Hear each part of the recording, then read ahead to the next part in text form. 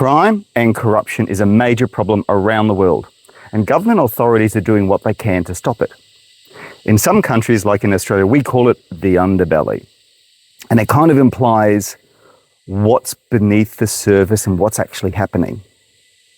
But gardeners, I want you to grow more plants that fit in with the underbelly description. Now, I'm not talking about crime plants. I don't want you to grow anything illegal. I want you to grow plants that are very special. For example, let me grab a couple of leaves of this particular plant. Just check out the color on the underside of this. And this is what I'm referring to. Plants that have something special, a special color underneath them, so that you get an extra benefit while you grow them. So today I'm going to show you some of the underbelly plants that I grow at my place and hopefully inspire you to grow them as well. And as we progress through it, I'll put the botanical name in the bottom to help you, guide you through this little horticultural expedition of my garden. First up, let's look at this one. Beautiful leaves at the top. It's popular on social media, growing up poles and totems and things like that.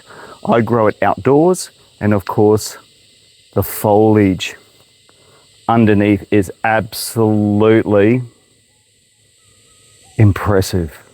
Okay, let's look for the second one. The plant behind me is the one that got me into all of these redback plants, or the underbelly plants, what I like to call it. Now, it's not the cordyline, it's not the tillandsia, it's this plant. The green leaves are big and bold when it flowers. It's quite pretty as well, but let's see if I can flip up the leaves. There you go. That color is to die for. It is definitely very evil. The police should come and grab it and put it in prison, but the underbelly color of this is stunning. And this will grow to around about, in my place, about 2 meters tall, which is about that height, but you can prune it down to about 1.5 so that you can really see the benefits of the foliage, the underside, the underbelly, and also those pretty flowers when it is produced. Let's look at some more. The Calathea, Maranta group of plants are well known for their leaf colors at the top. And of course, those who know, stunning colors underneath. It's not surprising there's a lot of philodendrons with interesting leaves. On the top, absolutely beautiful and lovely. And underneath, again, you get this wonderful color tone. Not as prominent as the previous one, but philodendrons are definitely worth looking into. And I will feature more in this video. This plant next to me, that's the flower of a bromeliad, a Pitcarnia. Now, it doesn't have the plant red under foliage, it has whitey silver. So the underbellies are not necessarily all bad red, evil red, lovely red. Some of these have a wonderful silver tone to them. And as this plant is blown by the breeze, you get the fleck between green and silver. Absolutely wonderful plant to include in your garden. That's the Pitcarnia group. Again, let's look at some more plants. And here is another one of my favorite philodendrons. Oh, just check that out. Absolutely stunning, and also with hairy stems, or I should say leaf stalks. Definitely an inclusion for those who want to grow more underbelly plants. This is one of the leaf forms of the rattlesnake plant, usually called Maranta insignis, or lancifolia, and of course, some references call it a Ctenanthe, some call it other names like Goeppertias. But as you can see, the leaf pattern on the top, and in contrast, the leaf pattern behind. Or I should say, the color. This is a Barlaria, and because of the soft, hairy texture on the top of the foliage, the small hairs, the result is there's a bit of a silvery effect to the underside of the leaves as well. Not red, but it does provide an interesting feature for an underbelly garden plant. I featured a Pitcarnia just before, but this is another one with completely different leaf underneath. So the bromeliad group of Pitcarnias are incredibly diverse and worth finding and searching for. No spines except right down at the bottom, at the base, and this one is Pitcarnia sanguinea. I think a wonderful addition for any garden. Just look at the foliage, big broad leaves, and that colour tone. It's kind of like a pinky red. Very attractive and definitely fits into the underbelly group of plants for the garden. This little plant is an Australian native known as the love flower, Pseuderanthemum variabile. There are weed versions of it, but this being the native one has, again, this beautiful underbelly colour tone. The more sun you give it, the more intense purple it becomes. I like this plant. I love this plant. I do not spray it. I do not kill it because it is a host plant to a number of different native butterflies. So in my garden, I let it grow, let it thrive, and I make sure it has a space in my property. This is a landscaper's dream. Just check out the colour on the top of the foliage. It is Stromanthe Triostar or Tricolor, and as you can see from the top, it's got green, cream, flecks of green, but underneath, pink. So in terms of an underbelly plant, yes, it's another winner, another choice plants for gardeners. And lovely colours. It's a little bit sunburnt because of where I had the plant here in my garden, but it is a wonderful plant for lovely colour. It needs shade. Keep it protected from sunlight, from sun, otherwise you get burns on the plant.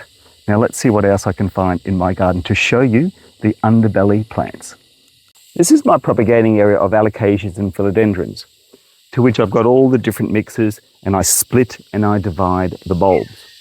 And some of them, as you can see, have wonderful colours to the underside and are worth considering to increase the number of underbelly plants you have in your yard.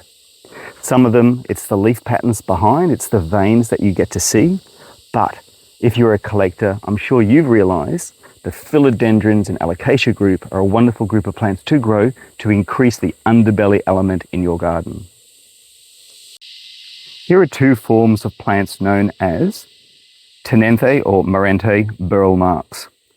The leaves are beautiful on the top, and of course, the colour underneath. Now normally this is grown as a low ground cover plant, so you really don't get to see much of the underleaf except when new leaves appear and you see the curl. It would be remiss of me not to include begonias. I mean, just look at the beautiful leaf patterns and colours it produces, and also the undertones as well.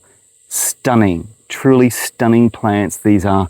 They are quite hardy and tough, provided you don't give them too much TLC, and trust me, I have killed a lot of these by looking after them way too much.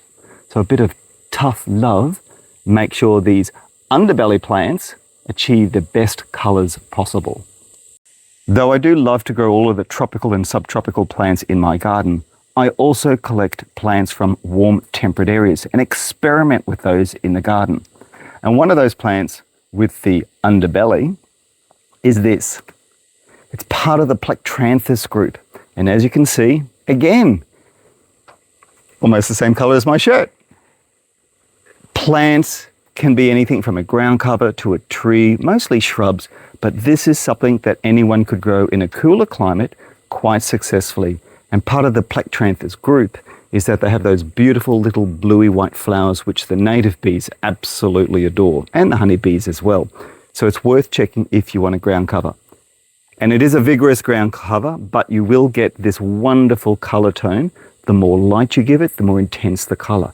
So if you've got it in dark shade, it may not really create those dark veins or the purple undertones.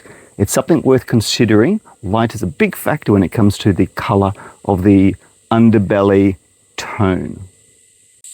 This plant is known as Moses in a cradle, proper name Ruellia, correctly named Tradescantia. And some people do regard this as a weed, but there are so many forms: large green, large variegated, dwarf variegated, and dwarf pinks. But again, the underbelly colour tones of this plant are absolutely beautiful. So it is one that I put within the cluster of underbelly plants. I must press the point. You don't have to look only at non-natives to find these underbelly plants. This is a native Alpinea caerulea, known as Redback, appropriately named, and it fits also into the underbelly group of plants. I'll get a little bit closer for the colour, and again, the colour will be intensified the more sun you get it. But this plant is often grown in partial shade, often just like what it naturally needs, which is a rainforest fringe environment.